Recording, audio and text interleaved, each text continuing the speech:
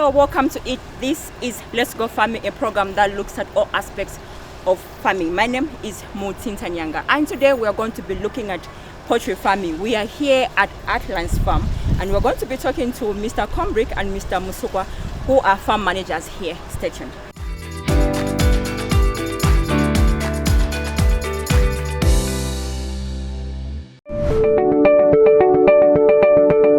Welcome to Sami Fisheries, a home of variety. We farm catfish, tilapia, fingerlings, poultry, and livestock. At Sami Fisheries, we work as a community in order to contribute to Zambia's food basket. Our produce markets beyond Livingstone. We are found in Livingstone at plot number 4993/4994 off Mosotunya Road along Maramba River. For details, you can call us on 0977 78 6175 or 0978 03 3582 or email us at samsimango@hotmail.com.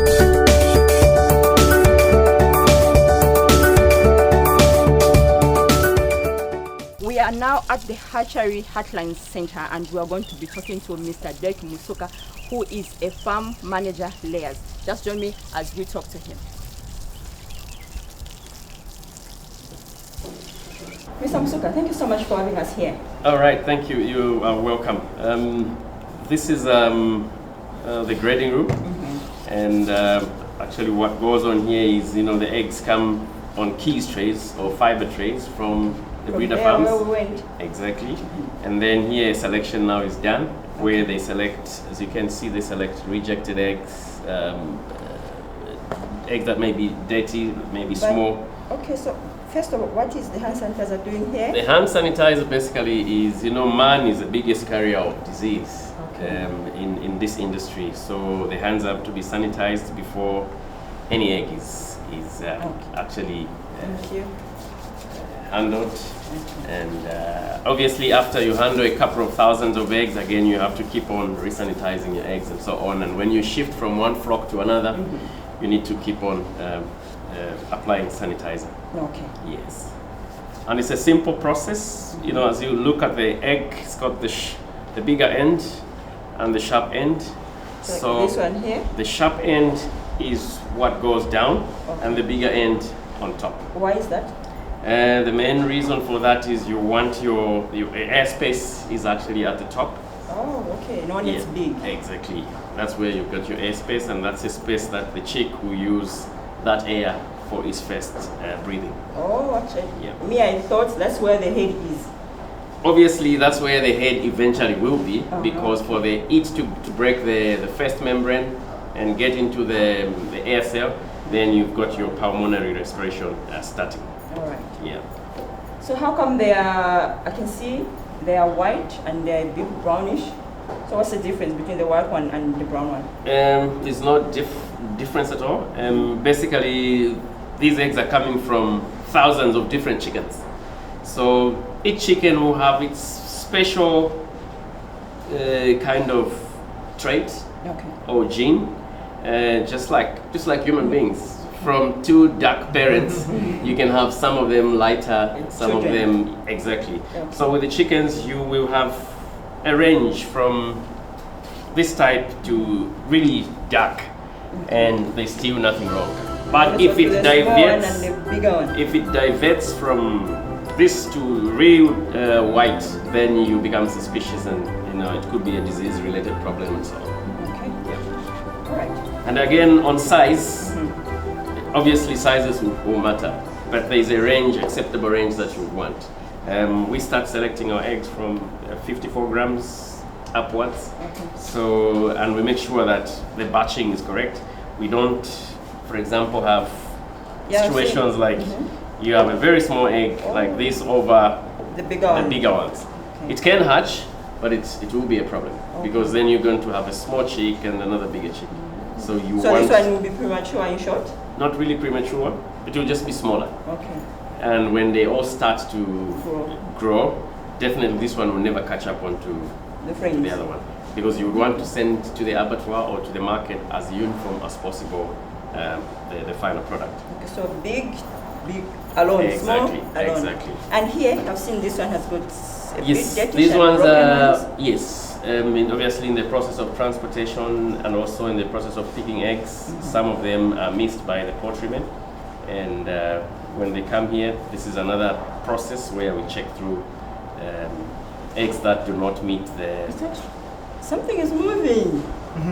No, not really, not at this stage. You will see when we get there. Yeah, so this one, the embryo is really very small. If you want, I can show you. If you want to see the embryo. Yeah. Okay, so I can show you. I'm quite positive this may be a fertile egg. Maybe, I'm not sure if the camera will be able to zoom in to be able to see a fertile egg. Okay, there you There's are. right This here. this is showing you that this egg is actually infertile because it's just a dot. Okay. Yeah. So for those that are fertile, there's no dot. I'm quite positive that we may just get correct. You are lucky. You've got a fertile egg here. You can see the difference. That one was just showing a dot, Yes. but this one has got a circle. Yes. So that one shows you that it's actually fertile. Our fertility is ranging from 90% up to around 98%. Okay, so these are from the breeders outside. So This how is do a- you? Can we arrange them together? Yeah, sure, please. Please. Carry on. So we get the bigger ones. Yeah. You get the ones that are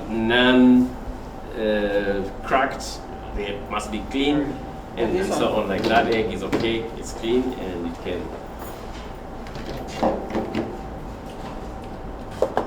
You can be putting. Yeah, sure. You want to put those on the broken section? Oh, this one They're is. all good.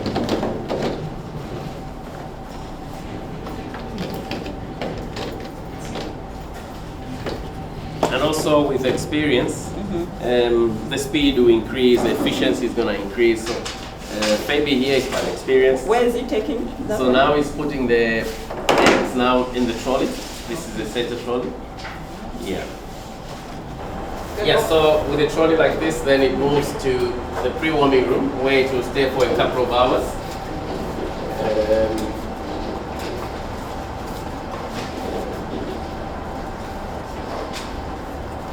Maybe now we can. After the pre-warming process, the eggs now come in the incubator. They will be in here for 18 days full. During the 18 days, they'll be turning an angle of 45 degrees. You can see this angle, so they will, after 1 hour, they will turn automatically onto the side. So we've got, that is to prevent the embryo from sticking to the shell. Yeah, so that's why the turning is very, very important. And I've seen some water here. This water is, no. This water is basically to allow for humidity. You can see, for example, this is your set value, which is at 50 degrees. Because we just opened the door, so the humidity of much of it has escaped. So that's the reason why it has actually dropped. So the humidity is to provide that moisture for the egg. Yeah. Very interesting. So After 18 full days, then the eggs now are taken out and go to the hatching machine. that's why now we're going. Exactly. You can close. Yeah, sure. So after the chicks have been hatched, they'll come and get a spray vaccine. Spray vaccine is to give them protection against Newcastle disease and Gumboro. This is at the stage of the hatchery. We give them that protection. So to come on this tower, So it's the same as human being when they're born. yes, the vaccination. Exactly. Obviously, when the chick is hatched, it's got some of the maternal, the immunity from the mother hen, but you need to really pump it up and give it more protection by vaccinating. So the box chicks come on this vaccination tower and then push like that, and then all the chicks, you see a blue color which shows that each chick has received a dose of the vaccine. To grow Zambia's economy, we need to support our very own, from mining to manufacturing, general service, and all locally motivated effort in between. This means we live, eat, drink, work, play, and sleep a local Zambian lifestyle. Support local products and businesses, because nothing beats unity and loyalty. Zambia's glory is a shared responsibility. We need to support that which is ours. Buy local. Local is Laka. Buy Z. Buy Zambian local products and services. Socio-economic growth, national pride, and jobs. Welcome back. We're still at Hatline's farm. Remember, before the break, we were at the hatchery. Now we are at the brooder with Mr. Drake Mosoka.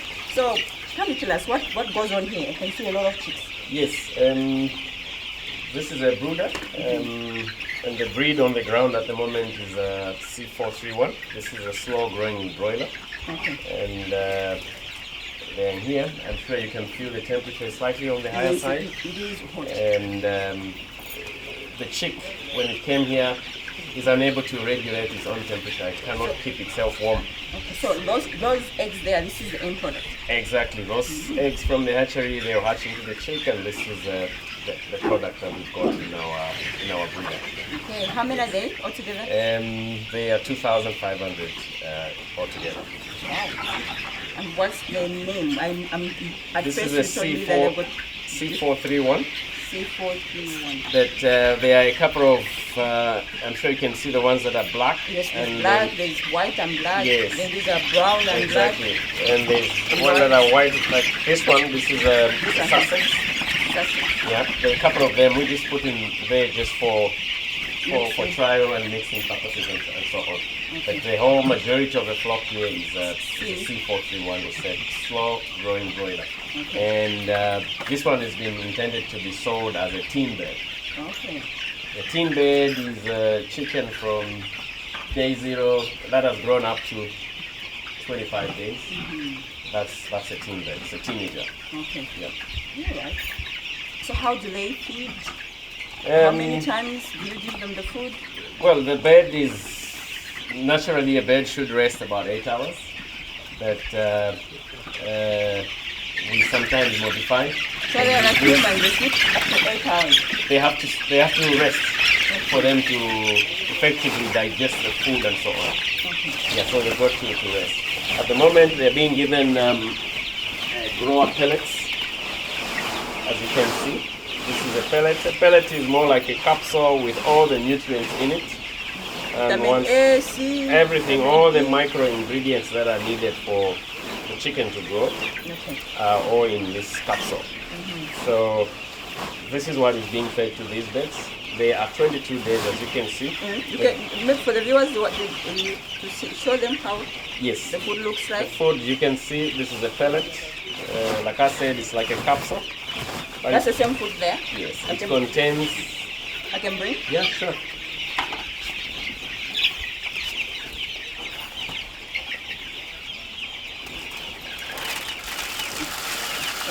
So the food looks like... Yeah, you can see this is a pellet. And it's highly nutritious, as you can see from the growth rate. The birds are really enjoying the food. And like I said, they need to rest. For 8 hours before they eat again. Exactly. They'll be eating the rest of the day. They're eating, as you can see, they've eaten, and most of them are just resting now. Ah, no wonder they're growing fast. Yeah. Now, do they have names? Sorry? Do they have names? This one looks like her name is no. This is, like I said at the beginning, this is white in color, and this is a Sussex bird. Yeah, I'm talking about the names. Do you give them names? Are you called Naomi? Not really. Elias? Not really. Eric, that but I can tell you that the chickens would probably know him better than me. Okay, because They, it gives them food. He gives them food and they see him more frequently, so they probably know him. Such that even when he's walking, they may not They run follow. away. Oh, okay. They may not run away that much as they would run away from you and me. Oh, I see. Yeah. Thank you so much, Mr. Derek. All right, for now, viewers, we're going to join Mr. Carl Combry as he shows us another type of chicken.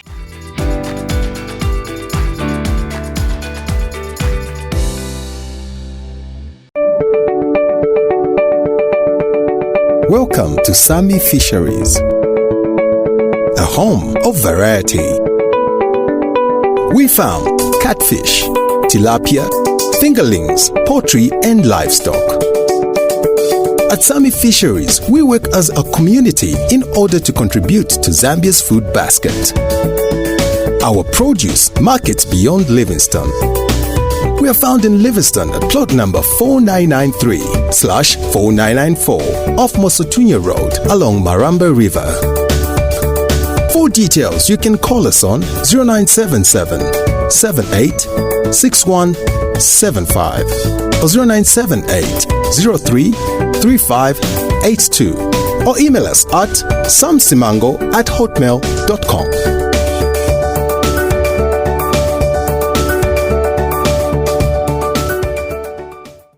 Welcome back. I'm now joined by Mr. Combry, who's going to explain to us on how to keep layers. How are you? I'm alright, thanks, Matilda. Okay. How are you? I'm very fine. Very good. First thing, before we move into the chicken house, we'll have to put on our uniforms. Okay. We observe very high biosecurity here at the farm. Yes. Your layers are very valuable to you. You've put a lot of money into them. It takes a lot of time and effort to grow them, so we have to look after them from diseases. So we'll put on our uniforms and then we'll go into the house and then we can explain a little bit more about layers there. Okay, thank you so much. No So problem. where are we going to dress from? So we'll dress inside the house behind us. Okay. This is our biosecurity room. Here's your pans and your top over here. What? Yes, so inside we'll have a full shower where Okay. we wash any diseases that could be on our bodies off of us. We put on our uniforms that only stay at this site. This is called Ngwenya House. Okay. This house has highline brown layers. They are 40 weeks old and are egg machines, as we call them. Okay, no wonder we need to put on the protecting clothing. Yes. Okay, we'll see you as we put on the clothes. Viewers, welcome to the inside of Ngwenya Layer House on Heartland's farm. This is where the majority of Heartland's layer eggs come from. So your table eggs that you eat from Heartland stores come from this house here. These eggs are different to the eggs that you saw in the hatchery earlier. These are unfertilized eggs that come from just female chickens, which are all behind us. So these eggs are the eggs that we eat every day, every morning. They are brown in color, as you saw in the egg grading shed, and they are unfertilized, so they cannot produce chicks from these eggs. I am 24 years old. I started poultry farming by myself properly about 2 years ago when I started working for Heartlands. I always knew I wanted to farm from about 16 years old. This is a family farm of ours. My family's been on their farm since 1939. My dad used to do layers, so I followed around him in the houses and looked at how farming was. I just love farming because I'm outside all the time. I get to be with God's creations behind me. I get to see them grow. So yeah, since 16 I've always wanted to be a farmer. So the birds behind us are called Highline Brown commercial layers. They are a bird that is an egg machine. They produce about 412 eggs in their life. So they start laying eggs at 18 weeks old and they go until they're about 90 weeks old, up to 100 weeks if you look after them well. So in that time frame they will produce 412 eggs per chicken. All of them are female. How many? Yes. So all these chickens behind us are females. In this house we have 25,000 chickens in here. So for a layman out there, you're saying they are all females. Yes. How do they fertilize? Because for me, I know fertilization is a male and a female. Yes. But these are just females and they fertilize. So These eggs, you don't want them to be fertilized because you eat them, you don't want them to produce chicks. So these are unfertilized eggs, which is why they are only female. If we wanted them to be fertilized like the breeders, they would have to be on the floor where they have natural mating and With the eggs male. get fertilized by the male. So here, we don't want them fertilized because you eat them. We don't want them to produce the chicks. So how the chickens themselves? How do they have eggs? They have eggs. Yes, so whether a chicken has a male or a female, they have eggs inside anyway. So a chicken has 7 days eggs inside her stomach, inside her ovaries, yes. So they are all at different stages. So tomorrow's egg is already forming inside the chicken. It's now forming its shell. Did you just say even more? You have eggs inside? No, males don't. Just females, yes. So then 7 days time, the egg is literally that Start big growing. inside the chicken, yes. And it gets bigger and bigger and bigger, and then when it's time to lay, it will lay. Nice and interesting. Because what I thought was you create them in the lab. That's the reason. No. You create the eggs in the lab, so discouraging people to eat such chickens and let's grow chickens. Yes, no. They're created naturally, the chickens. Have their own Yes. eggs inside the stomach. So, 7 of them. yes. And the key for layer production is your feed. You have to have a lot of good quality food because you're taking a lot of nutrients out of your chicken. So there's lots of calcium in the chicken feed to produce the eggs. There's also a lot of protein because you're taking a lot of protein out. Everyone knows eggs is high in protein. So you're taking a lot of protein out of the animal, so you have to give it back so that you get able to live. Is this a similar food they eat as well? Yeah. Maybe before that time? So food for the layers is not pellets, it's a mash. So it's a mash food. So this mash food is consists of lots of little pellets. Maize, sunflower, soya, a mineral pack, calcium pieces. So it's got everything that a chicken needs to grow. Right. And when they get sick, first of all, before we get to when they get sick, what types of diseases do chickens? So there are many different types of diseases. The main diseases in Zambia for layer chickens is Newcastle disease and infectious bronchitis. Those are transmitted through the air and through contact. They are lung issues, they're respiratory diseases. They affect how the chickens breathe. Another disease that they have is called Gamboro, which is a very Gamboro. It's a very common disease in small chickens. Yes, so when they're 3 weeks old, that's when they're most susceptible to that disease. There are other diseases that chickens get. There's coryza, infectious coryza, which is one that affects the layers here. There's chicken pox or fowl pox, where your chickens get lots of little spots on them and they fail to lay eggs. For the humans? Yes, it's exactly the same except on chickens now. Okay. So those are your main diseases that you have in Zambia. Okay, and how do you treat them? So you prefer to prevent them rather than treat them. So we give vaccinations. Our chickens, when we grow them from small chicks, get many different vaccinations for these diseases. And then while they're in this house, every 6 weeks they get a vaccination to prevent those diseases because it's hard to cure them. If you were needing to cure a disease, then you give them antibiotics or you give them the vaccination itself when they are sick, and then you hope that they're going to get better. Yes. So you said one chicken, 490 eggs. 416. 468. Yes. How do you tell that? Okay, this one now has done 480. You don't. You can tell by the house. So you work out how many eggs the house has produced over its whole life, and you divide it by the number of chickens, and then it will tell you roughly per chicken. One may produce a little bit more, one may be a little bit less, but you use the average. Okay. And then afterwards, if they are even going to grow big, then you know that this one is older. Yes. So they get older, they start to lose their feathers, they start to produce less eggs as they get older. And that's when you know when your production is going lower and lower and lower, that it's time for them to go. Yeah. So you exchange the younger ones inside the Yes, the younger ones. Yes. Okay, and then where do you take the older ones? So these ones get sold in the live bird market within Zambia.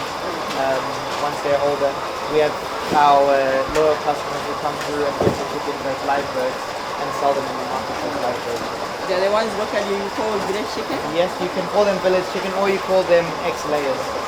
Okay, so as we end the program, what are the do's and don'ts that you can tell someone, especially in subsistence farmers? Yeah. So definitely the don'ts of farming is don't get disheartened when things go wrong. Farming is things always go wrong, but don't worry because things always go right also. So just continue to look at your details, make sure that you are following everything correctly, what you've learned and what your manuals are saying. If something goes wrong, these things happen. You work out how you're going to fix them, you solve the problems. Farming is always problem solving. For layers, make sure that your food is of highest quality that you can get.